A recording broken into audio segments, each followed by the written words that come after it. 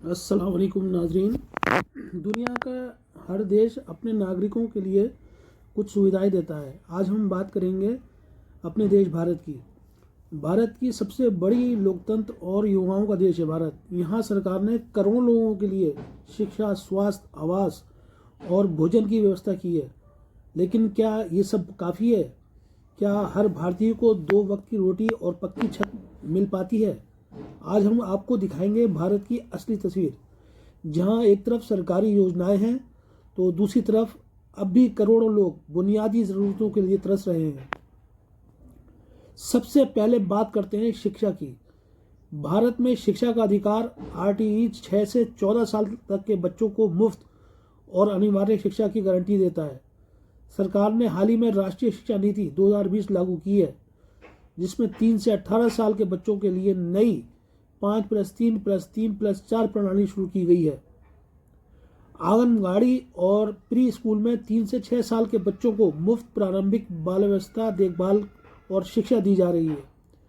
निपुण भारत मिशन के तहत कक्षा 3 तक के सभी बच्चों में बुनियादी साक्षरता और संख्यात्मक ज्ञान विकसित करने का लक्ष्य है। सरकारी स्कूलों में अब तक 90% से अधिक स्कूलों में बुनियादी सुविधाएं, पीने का पानी, शौचालय, बिजली पहुंच चुकी है। लेकिन दोस्तों, सुविधाएं होने भर से काम नहीं चलता। असली सवाल बच्चे सीख रहे हैं या नहीं। एसर रिपोर्ट के अनुसार 2024 के अनुसार सरकारी स्कूलों में कक्षा 3 के केवल 23.4% छात्र ही कक्षा 2 स्तर तक पाठ पढ़ने में सक्षम है। यानी 76.6% बच्चे वो नहीं पढ़ पाते जो उन्हें 1 साल पहले पढ़ लेना चाहिए था। विश्व बैंक के लर्निंग पॉवर्टी इंडेक्स के अनुसार भारत में 10 साल के 70% बच्चे आधारभूत पाठ नहीं पढ़ सकते। ड्रॉप आउट दर भी चिंताजनक है।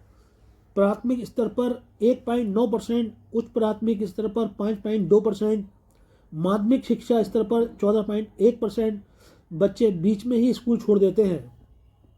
शिक्षकों की कमी। ग्रामीण क्षेत्रों में 10 लाख से अधिक शिक्षकों के पद खाली हैं।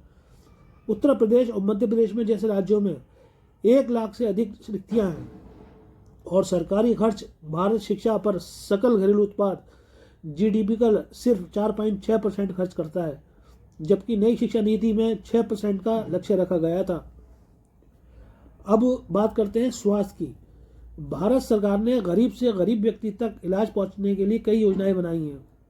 आयुष्मान भारत प्रधानमंत्री जन आरोग्य योजना दुनिया की सबसे बड़ी सरकारी स्वास्थ्य बीमा योजना है। इसके तहत भारत 10 करोड़ से अधिक गरीब परिवारों को प्रति परिवार 5 लाख रुपए तक का मुफ्त इलाज मिलता है। इसके अलावा CGHS केंद्र सरकार स्वास्थ्य योजना सरकारी कर्मचारियों और पेंशन भोगियों को सस्ती दरों पर इलाज की सुविधा देती है। राष्ट्रीय स्वास्थ्य मिशन ग्रामीण और शहरी क्षेत्रों में प्राथमिक स्वास्थ्य केंद्रों के जरिए मुफ्त इलाज देता है। जननी शिशु सुरक्षा कार्यक्रम गर्भवती महिलाओं और नवजात शिशुओं के लिए मुफ्त प्रसव सेवाएं। लेकिन असलियत यह है कि भारत में स्वास्थ्य सुविधाएं अभी भी लाखों लोगों की पहुंच से दूर हैं। सरकारी अस्पतालों में डॉक्टर की कमी, प्राथमिक स्वास्थ्य केंद्रों पर बुनियादी दवाइयां भी नहीं मिल पाती। मरीजों को महंगे निजी अस्पताल पर निर्भर रहना पड़ता है। भारत में स्वास्थ्य सरकारी खर्च जीडीपी का महज 1.5 से भी कम है, जबकि डेनमार्क या कनाडा जैसे देशों में ये 10 से 12% तक है।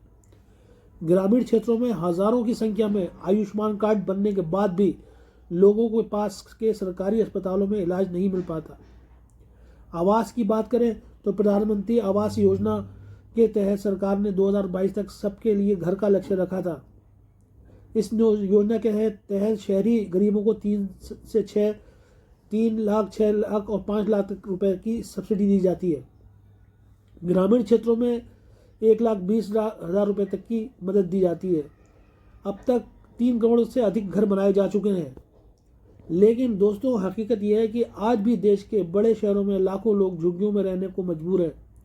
मुंबई हो या दिल्ली, फुटपाथ पर सोने वाले लोगों का आज भी देखा जा सकता है।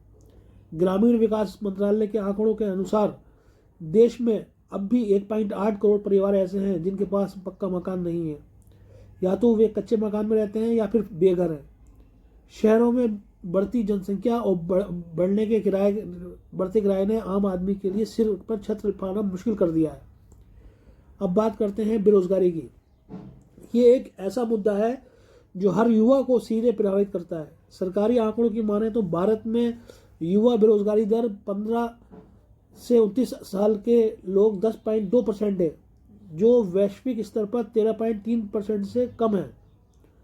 सरकार का दावा है कि 2023-24 के दौरान 1.3 करोड़ से अधिक नए लोगों को EPFO में अकाउंट खोले और यानी औपचारिक रोजगार बढ़ा है। सरकार ने रोजगार के लिए कई योजनाएं बनाई हैं। मनरेगा, ग्रामीण क्षेत्रों में 100 दिन के रोजगार की गारंटी, प्रधानमंत्री मुद्रा योजना, छोटे कारोबार के लिए ऋण, प्रधानमंत्री रोजगार सृजन कार्यक्रम। लेकिन असलियत यह है कि बेरोजगारी का आंकड़ा सरकारी आंकड़ों से कहीं अधिक है। निजी संस्थानों के सर्वे बताते हैं कि देश के युवाओं में बेरोजगारी 20 से 25% के आसपास है। सबसे बड़ी समस्या यह है कि डिग्री तो लाखों युवा ले रहे हैं, लेकिन उनमें रोजगार के लायक कौशल, स्किल नहीं है। सबसे बुनियादी ज़रूरत खाना। भारत में खाद्य सुरक्षा के सरकार के कानून बना रखा है। राष्ट्रीय खाद्य सुरक्षा अधिनियम 2013 के तहत देश के ग्रामीण आबादी का 75% और शहरी आबादी का 50% कवर किया जाता है। प्राथमिकता वाले परिवारों को प्रति व्यक्ति 5 किलो अनाज महज 1 से 3 रुपये प्रति किलो की दर पर मिलता है। अन्न योजना के तहत सबसे गरीब परिवारों को 35 किलो अनाज प्रति माह दिया जाता है। आंगनबाड़ी केंद्रों के जरिए 6 महीने से 14 साल के बच्चों को मुफ्त पौष्टिक आहार दिया जाता है। भारत में दाल का उत्पादन 2.5 करोड़ टन सालाना है, जबकि मांग 3 करोड़ टन है, यानी 50 लाख टन दाल हम आयात करते हैं। लेकिन दोस्तों, जितनी भी योजनाएं हों, जितने भी आंकड़े हों, सच्चाई यह है कि आज भी भारत में करोड़ों लोग ऐसे हैं जिनके पास 2 वक्त की रोटी नहीं है। वैश्विक भूख सूचकांक ग्लोबल हंगर इंडेक्स के अनुसार 2021 में भारत में 116 देशों में से 101वें स्थान पर था, यानी हमसे ज़्यादा भूखे लोग सिर्फ 15 देश में हैं। कितने लोग बिना पानी और रोटी के रहते हैं, सटीक आंकड़ा बताना मुश्किल है, लेकिन राष्ट्रीय परिवार स्वास्थ्य सर्वे के अनुसार 5 से कम उम्र के 35% बच्चे ठिगने हैं, यानी उन्हें पर्याप्त पोषण नहीं मिला। 32% बच्चों का कम वजन है, 19% बच्चे दुबले पतले हैं, यानी तत्काल कुपोषण के शिकार। खाद्य कृषि संगठन के अनुसार भारत में 22 करोड़ लोग कुपोषित हैं, यानी उन्हें पर्याप्त भोजन नहीं मिल पाता। पीने की पानी की बात करें तो जल शक्ति मंत्रालय के अनुसार देश के करोड़ों गांव ऐसे हैं जहां पानी की किल्लत है। गर्मियों में तो हालात और भी बदतर हो जाते हैं। महिलाएं मीलों दूर से पानी ढोती हैं। सड़कों पर सोने वाले। आवास योजना के बावजूद देश के बड़े शहरों में लाखों लोग फुटपाथ पर, रेलवे स्टेशनों पर, पुलों के नीचे रात बिताते हैं। उनके पास ना सिर पर छत है, ना पेट भर खाना, ना पीने का पानी साफ। हाल ही में हुए एक सर्वे के मुताबिक कोविड महामारी के दौरान करोड़ों प्रवासी मजदूर भूखे रहकर सैकड़ों किलोमीटर पैदल चलकर अपने गांव पहुंचे। ये तस्वीर आज भी नहीं बदलती। सरकार लगातार इन समस्याओं के समाधान के लिए काम कर रही है। हर बजट में शिक्षा, स्वास्थ्य, आवास और खाद्य सुरक्षा के लिए करोड़ों अरबों रुपए आवंटित किए जाते हैं। प्रधानमंत्री गरीब कल्याण योजना के तहत कोरोना काल में 80 करोड़ लोगों को मुफ्त राशन दिया गया। जल जीवन मिशन के तहत हर घर तक नल से जल पहुंचाने का लक्ष्य है। लेकिन सच्चाई ये है कि इतनी बड़ी आबादी वाले देश में हर जरूरतमंद तक पानी पहुंचाना बेहद मुश्किल है। दोस्तों, हमने आपको भारत की 2 तस्वीरें दिखाई। एक तरफ सरकारी योजनाओं का जाल, दूसरी तरफ करोड़ों लोगों का संघर्ष। हमारा देश आज दुनिया की 5वीं सबसे बड़ी अर्थव्यवस्था है। हम चांद पर पहुंच गए, हम मंगल पर पहुंच गए, लेकिन क्या हम अपने हर नागरिक तक 2 वक्त की रोटी, साफ पानी, पक्की छत और इलाज पहुंचा पाए? जब तक हर बच्चा स्कूल जाकर पढ़ पाएगा, हर भूखे को रोटी मिल पाएगी, हर बेघर को छत मिल जाएगी, तब तक सच्चा विकास अधूरा है। ये सिर्फ सरकार की जिम्मेदारी नहीं है, हम सबकी जिम्मेदारी है। अगर आपके आसपास कोई भूखा है तो उसकी मदद करें, किसी बच्चे को पढ़ाएं, किसी बीमार की मदद करें। सवाल ये नहीं है कि सरकार ने क्या दिया, सवाल ये है कि हमने एक इंसान होने के नाते क्या दिया। अगर आपको हमारी वीडियो पसंद आई हो तो इसे लाइक करें, शेयर करें, सब्सक्राइब करें और जल्द ही दूसरी वीडियो को लेकर हाजिर होऊंगा। जब तक के लिए अल्लाह हाफिज़।